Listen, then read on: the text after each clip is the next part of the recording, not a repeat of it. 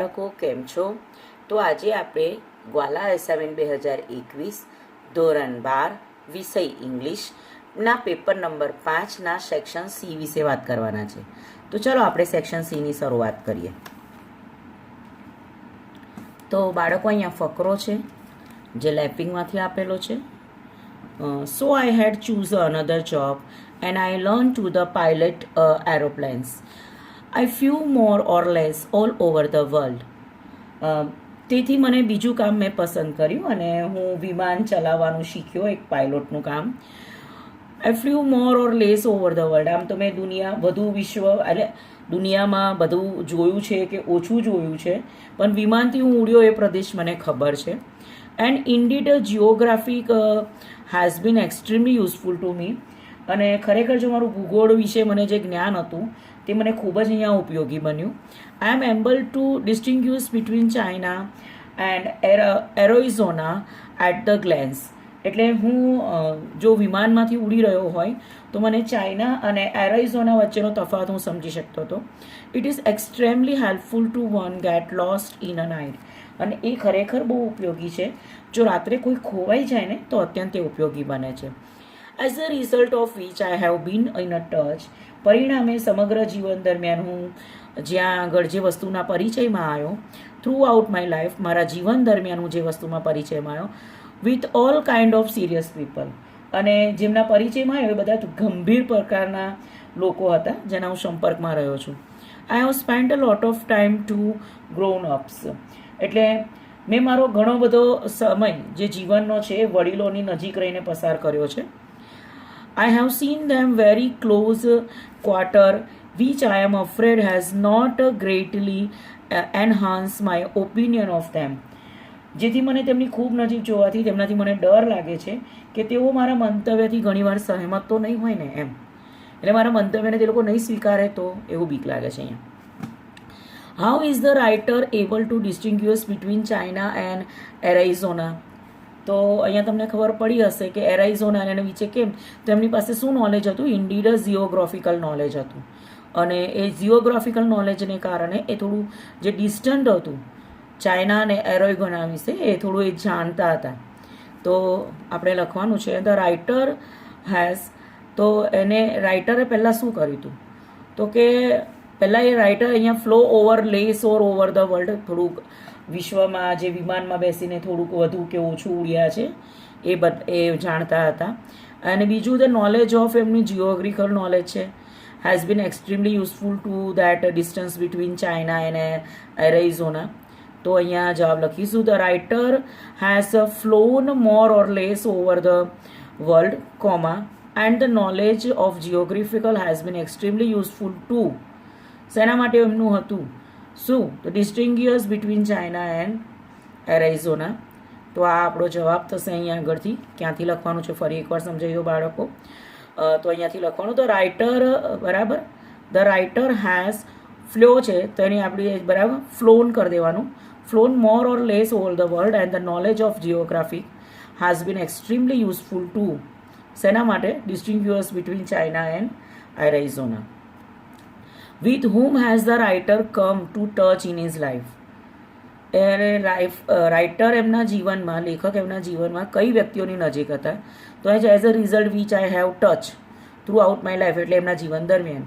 With all kind of serious people, ગંભીર સ્વભાવ ધરાવતા વ્યક્તિઓના પરિચયમાં હતા. તો આપણે લખીશું ધ રાઇટર, અહીંયા લખીશું હેઝ કમ, અહીંયાથી has, the writer has come in touch with in his life.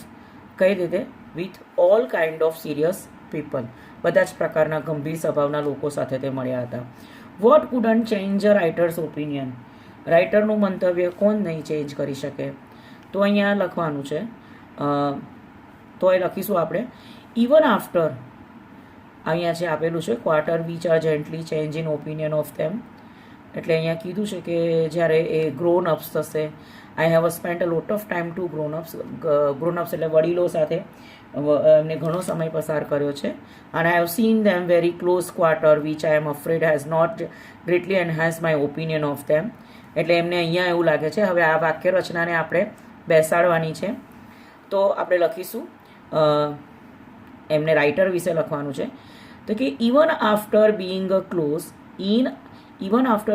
Close in grown up, બરાબર, ક્વાર્ટર ગ્રોન અપ્સ એમની પાસે, ધ રાઇટર ઓપિનિયન કુડન્ટ, બરાબર, the writer opinion couldn't be change, એટલે લેખકનું મંતવ્ય બદલાતું નથી. ફરી સમજાવું. Even after being close to grown up, બરાબર, એટલે quarter close to grown up, વડીલો સાથે સંપર્કમાં છે, તોય છતાં પણ શું કહે છે, the writer opinion couldn't be change, રાઇટરનું મંતવ્ય બદલાતું નથી. તો તમે આ પ્રશ્ન જવાબ અહીંયા જોઈ શકો છો. જુઓ બાળકો, આ તમારા માટે લખીને છે. અત્યારે મેં પેરેગ્રાફમાં ક્યાંથી લખવાના એ તમને બતાવ્યું હતું. હવે આ લખીને પણ તૈયાર છે. ત્યાર પછી આપણે આગળના ફકરામાં જઈએ, જે લેપિંગનો જ છે અહીંયા આગળ. Once I discover the technique you that work for me, એટલે પહેલાં તો એક વખત મેં શોધી નાખ્યું કે આ પ્રકારની પ્રક્રિયા, આ પ્રકારની પદ્ધતિ, આ પ્રકારની યુક્તિ મને અનુકૂળ આવે છે. My confidence grew and I began to see challenges or as opportunities to move forward and succeed. એટલે મેં જોયું કે આ તરકીબો, આ આઈડિયા, આ યુક્તિઓ મારામાં કામ આવે છે, મારો આત્મવિશ્વાસ વધે છે, હું આગળ વધી રહ્યો છું, હું સફળતા અને જે પડકારો છે એનો સામનો કરીને આગળ વધવાની શરૂઆત કરી રહ્યો છું. Now I enjoy the meeting of people, હવે હું લોકો સાથે મળવાનો આનંદ માણી શકું છું. And my relationship between much better, અને લોકો સાથે મારો જે સંબંધ છે પહેલાં કરતાં ઘણો સારો થઈ ગયો છે. I have more friend and can rally on ધેમ, એટલે મારા હવે તો ઘણા બધા મિત્રો બની ગયા છે. એન્ડ કેન રેલી ઓન ધેમ, અને હું એમની સાથે સરસ રીતે ભરોસો મૂકી શકું છું.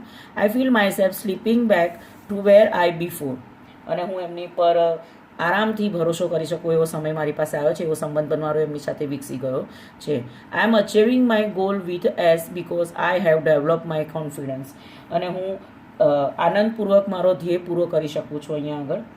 એટલે અહીંયા ચોખ્ખું જ કીધું છે કે પહેલાં કે લેખકમાં આત્મવિશ્વાસ વધી જાય છે, એમના સારા સંબંધ થાય છે, એ પહેલાં કરતાં એમના મિત્રો વધી જાય છે, અને એમના પર એ ભરોસો કરતા થઈ જાય છે. અને જેમ અગાઉ એ નિરાશામાં ધકેલાઈ જતા હતા, ત્યારે આ મિત્રો પર ભરોસો કરીને તે આગળ આવી શકે છે. અને કહે છે, I am achieving my goal with ease because I have develop my self confidence, હું મારા જીવનમાં આનંદ લઈ શકતો હતો, મારા જીવનને હું માણી શકતો હતો, કારણ કે હવે મારામાં આત્મવિશ્વાસનો વિકાસ થઈ ચૂકેલો હતો.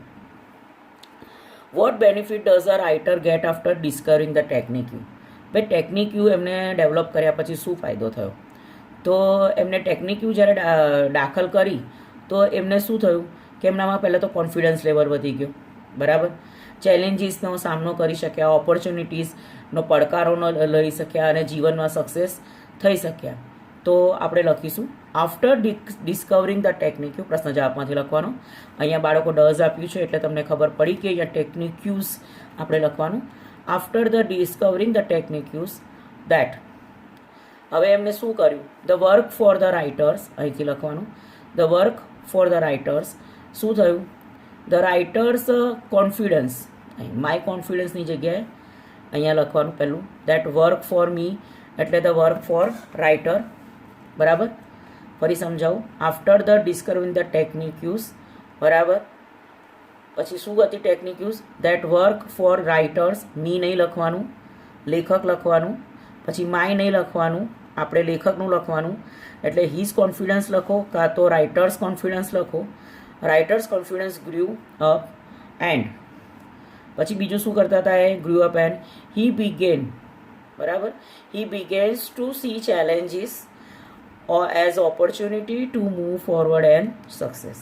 હવે આપણે અહીંયા બે જગ્યાએ ચેન્જ કરવાના છે, મેં તમને બતાવ્યું. અહીંયા રાઇટર લખી દો, અહીંયા રાઇટર્સ લખો, કાં તો હિઝ લખો, બેમાંથી એક લખો. What challenge come over a writer, કયા પ્રકારની સમસ્યા એમની પાસે આવતી હતી? તો સોરી, વોટ ચેન્જીસ એટલે પરિવર્તન શું આવ્યું લેખકના જીવનમાં? તો લેખકના જીવનમાં પરિવર્તન શું આવ્યું? તો કે એક તો લોકો સાથે મળી શકતા હતા, પછી લોકો સાથે રિલેશન સારા કેળવી શક્યા. નાવ, હવે અહીંયા આઈ નહીં લખવાનું, નાવ the writer enjoy the meeting people and પછી અહીંયા કહે છે હર, અહીંયા લખવાનું છે, બરાબર, કે writers relationship are much better, હવે પહેલાં કરતાં એમના સંબંધ ઘણા સારા થઈ ચૂક્યા હતા. હવે અહીંયા રાઇટરે લેખિકા છે એટલે આપણે અહીંયા હર પણ લખી શકીએ છીએ. તો મેં ના ખ્યાલ આવે તો બાળકો રાઇટર્સ લખી દેવાનું, એટલે લેખક કે લેખિકા છે એનો કોઈ પ્રશ્ન તમારે પેદા થાય નહીં. કાં તો તમે એને હર લખી દો. આ પાઠના લેખિકા છે કે જેમના આત્મવિશ્વાસની ઉણપ હોવાની અહીંયા એમને ચર્ચા કરેલી છે પૂરા પાઠમાં. તો બાળકો આ જવાબ પણ લખેલા છે, તમે જોઈ શકો છો આ જવાબ. ઓકે, કમ્પ્લીટ દેખાય છે. હવે આ જવાબ તમે જોઈ શકો છો, બરાબર. હવે તમને ખબર છે કે તમારી પાસે સમરી રાઇટિંગનું આવવાનું છે. તો હવે સમરી રાઇટિંગ આપણે શરૂ કરીએ. તો સમરી રાઇટિંગ છે. There was once a king announce a committed a serious crime. એટલે એક રાજા હતો જેના રાજ્યમાં કોઈ પણ ગુનો કરે તો એ સજા નહોતો કરતો, પણ એને એક એવા વિસ્તારમાં છોડી દેતો હતો, એવા ખુલ્લા જાહેર સ્થળમાં છોડતો જેના 2 દરવાજા હોય છે. એક દરવાજાની પાછળ ખૂંખાર અને ભૂખ્યો વાઘ હોય છે, અને બીજા દરવાજાની પાછળ એક સુંદર યુવતી હોય છે. હવે એ યુવતી જે આરોપી પકડાયો છે કદાચ દરવાજો પસંદ કરે તો એ જે દરવાજો પસંદ કરે, ધારો કે વાઘવાળો દરવાજો પસંદ થાય તો વાઘ એને મારીને ખાઈ જશે, અથવા સુંદર યુવતીવાળો દરવાજો પસંદ કરે તો સુંદર યુવતી સાથે એના લગ્ન કરાવી દેવામાં આવે છે. અને આ રાજાની દીકરી છે જે રાજકુમારી છે, સિપાઈ જોડે પ્રેમ કરે છે, અને સિપાઈને આ રીતે ખુલ્લા જાહેર સ્થળમાં છોડવામાં આવે છે. તો રાજકુમારી નથી એવું ઈચ્છતી કે એનો પ્રેમી મરી જાય વાઘથી, કાં તો એવું બી નથી ઈચ્છતી કે એનો પ્રેમી બીજા જોડે લગ્ન થઈ જાય. હવે અહીંયા આ પાઠનો થોડોક અહીંયા ચર્ચા આપેલી છે. એક તો પહેલાં તો આપણને પાઠનું થોડું નોલેજ હોવું જરૂરી છે, એટલે મેં ટાઇટલ આપ્યો ચોઇસ ઇઝ યોર્સ. ભાઈ પસંદગી તમારી છે, બરાબર. ચૂઝ મેરી ઓર ડાઈ. કાં તો લગ્ન કરવાનું પસંદ કરો, કાં તો મરવાનું પસંદ કરો. કારણ કે પેલા દરવાજાને લીધે મેં આ નામ લખેલું છે, તો તમારે થોડું ઘણું નોલેજ રાખવું જરૂરી છે. હવે તમને આખું અહીંયા દેખાઈ ચૂકેલું છે, બરાબર છે. હવે હું વાંચી રહી છું. In case of committing a crime, એટલે તમે જ્યારે ગુનો કરો છો ત્યારે the criminal has taken a large arena for the people to see. He had select one door out of 2. 2માંથી એક દરવાજો પસંદ કરવાનો છે. If he choose one with a beautiful girl behind. કદાચ એક દરવાજો પસંદ કરે છે જેની પાછળ એક સુંદર યુવતી છે, હી કુડ મેરી હર, તો એની સાથે એના લગ્ન કરાવી દે. But if he choose a one with a tiger behind, પણ એક દરવાજો એવો છે જેની પાછળ વાઘ છે, તો ટાઈગર વુડ ઇટ ધેમ, તો વાઘ એને ખાઈ જાય છે. હવે આટલું સિમ્પલ મેં એક આ પેરેગ્રાફમાંથી ચૂઝ કરીને લખી દીધું છે. આ વાર્તા ખબર હોય ને તો જવાબ લખવામાં ઘણી સરળતા પડે છે. હવે આપણી પાસે છે ન્યૂઝ ક્લિપિંગ. ઓકે, તો ન્યૂઝ ક્લિપિંગમાં છે ડિપેન્ડન્સ ઓફ ચાઇના. તો new Delhi, domestic manufacturing capacity of solar cell and module meet only half of country demand. Union power and renewable energy ministers R.K. Singh sad.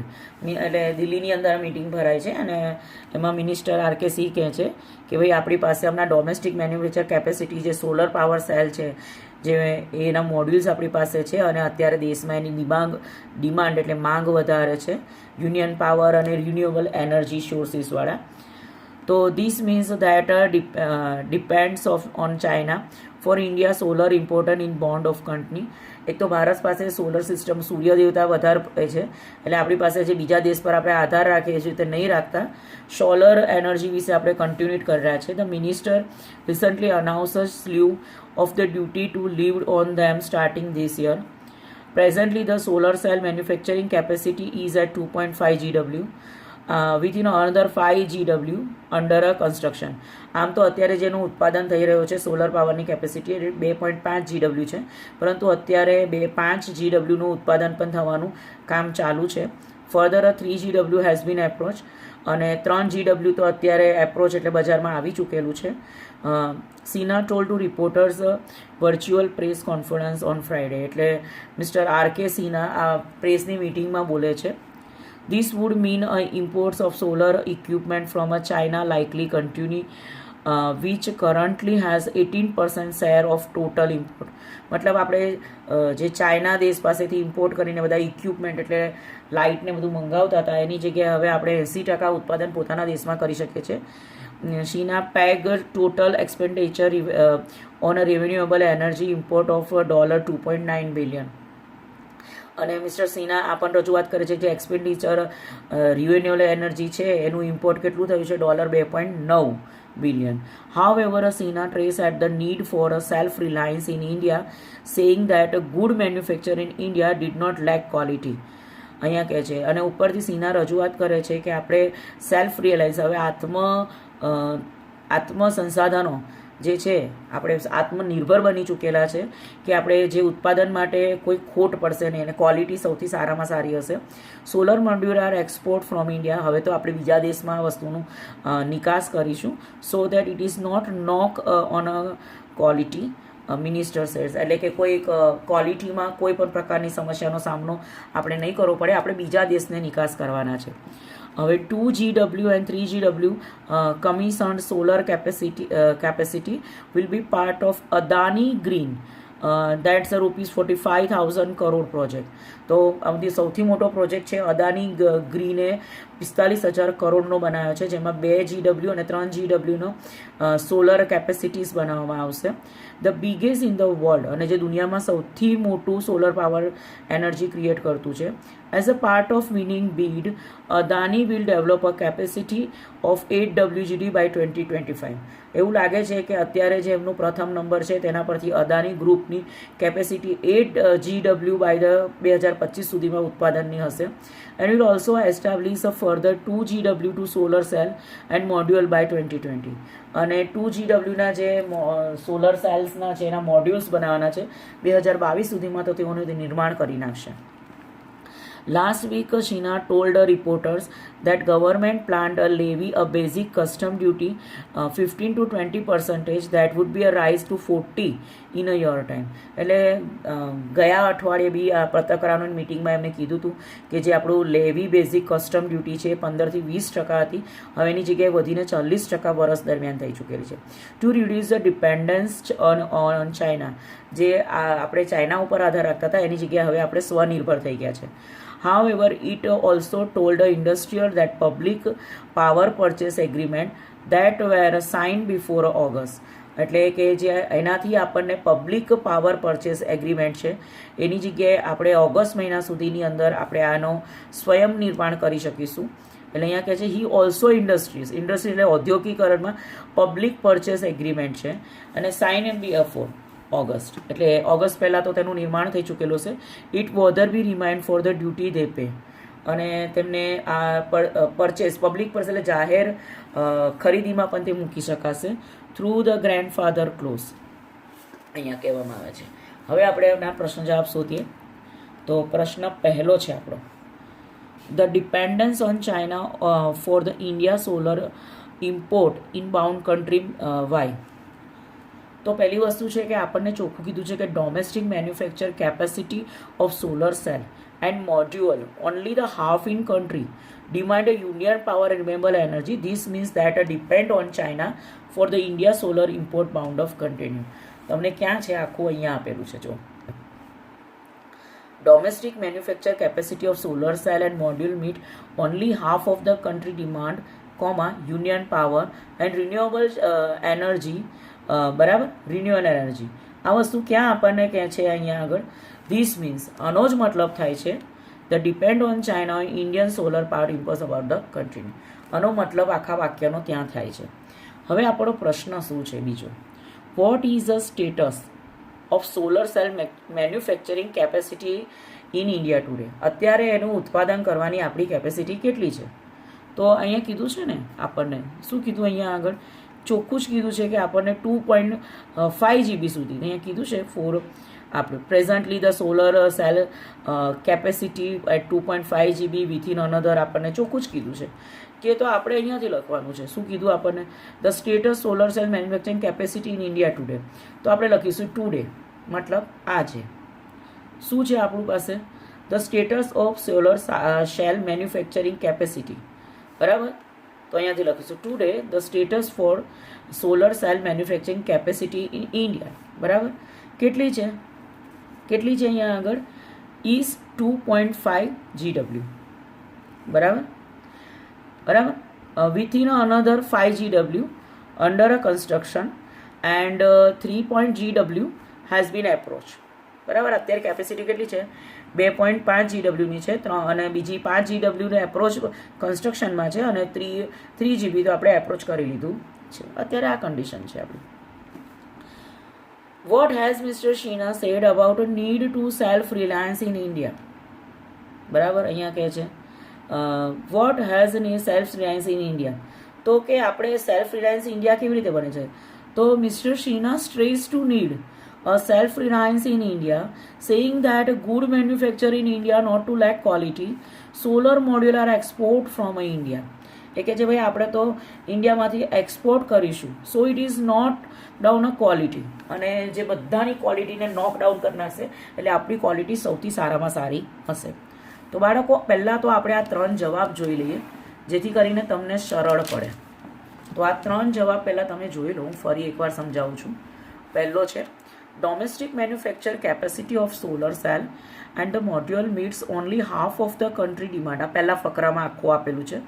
Union power and renewable energy, this means that dependence on China for the Indian solar importer is bound out to continue.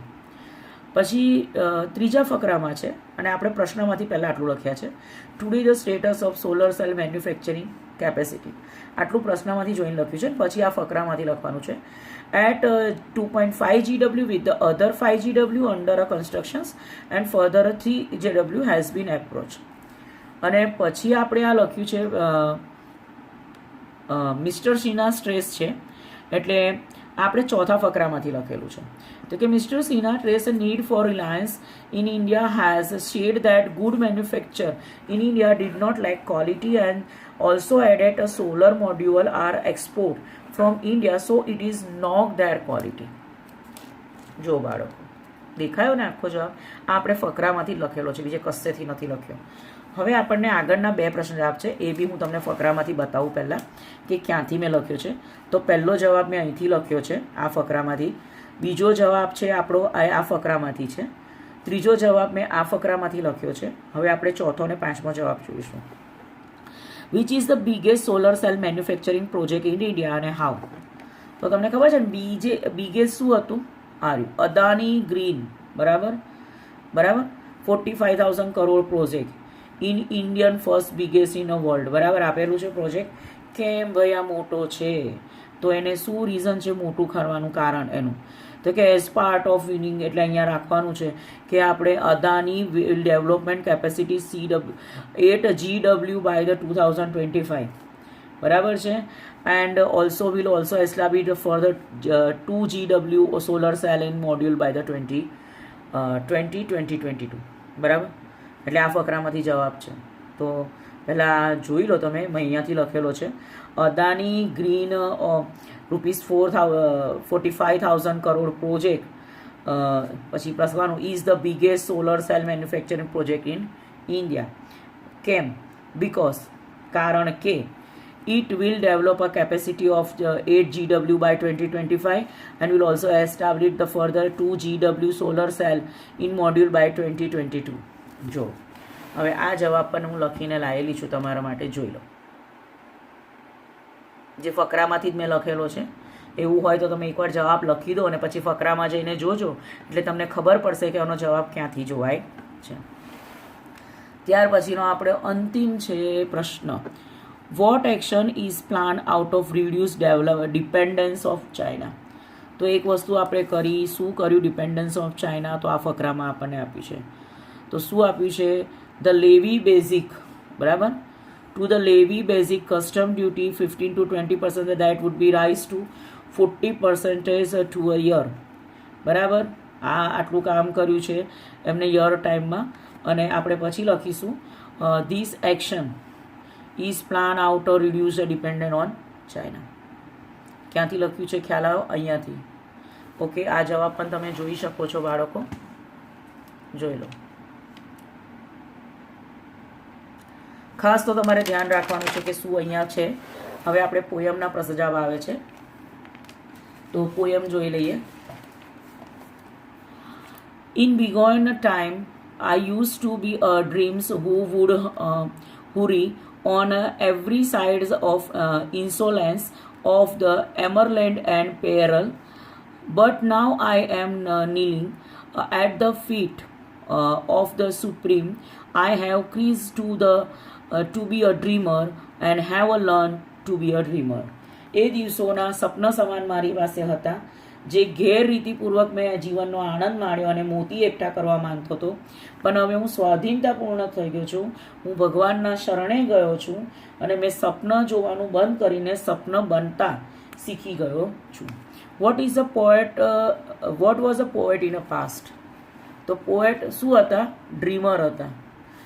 In this past the poet was dreamer. What changes the poet thought? તો એના changes શું આવે છે? The poet અહીંયા કીધું છે આપણને આયરુ supreme and surrendered. The poet surrendered himself to the God and is it submission he found his thought hang. હવે છે ધ પોએટ વોઝ ખાલી જગ્યા but not he want to become. તો કે એ પહેલાં ડ્રીમર હતા અને હવે નોટ બીકમ અ ડ્રીમ. બેઉ જવાબ કવિતામાં જ આપેલા છે, જોઈ લો. ડ્રીમર અને ડ્રીમ એ જ જવાબ લખેલો છે, તમે જોઈ શકો છો. હવે બાળકો આપણો આગળ છે. Okay. And breaking day send a first faint ray of love's undying fountain while the heart feel the thrill of the voice from a hill. એ દિવસો મને આજે પણ યાદ છે, જે અમર પ્રેમના ઝરણાનું કિરણ ઉદય થઈને મોકલી રહ્યું છે. હૃદયમાં રોમાંચનો એક તો અનુભવ થાય છે. અવાજ સાંભળીને પર્વતના શિખરો આવે છે અને મારી આત્મા જાણે પર્વતોમાં વસી ચૂકેલી છે એવું મને લાગે છે. તો અહીંયા છે what is the breaking day? તો અહીંયા the breaking day is dawn or early morning, that is time of sunrise. જ્યાં સૂરજ ઉગી રહ્યો છે એની વાત છે. Find out the remaining word in stanza.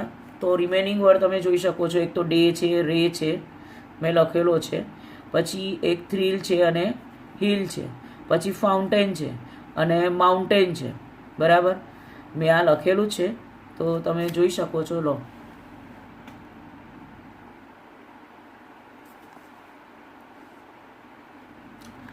તો બાળકો અહીંયા આપણો પેપર નંબર 5નો સી પૂરો થાય છે. મેં બહુ કોશિશ કરી છે કે દરેક બાળકને સરળતાથી સમજાવી શકું. જો તમને મારી મહેનત અને સમજાવટ અસર થતી હોય અને તમને જો મારી સમજાવટ ગમતી હોય તો પહેલાં મારા વિડીયોને લાઈક કરો, મારી ચેનલમાં વિદ્યાર્થીઓને શેર કરો, જેથી વિદ્યાર્થીઓ અંગ્રેજી વિષયમાં સારા માર્ક લઈ શકે. અને જો આટલું જ વધુ તમને અનુકૂળ આવે તો ચેનલને સબસ્ક્રાઈબ તો કરજો જ. Thank you.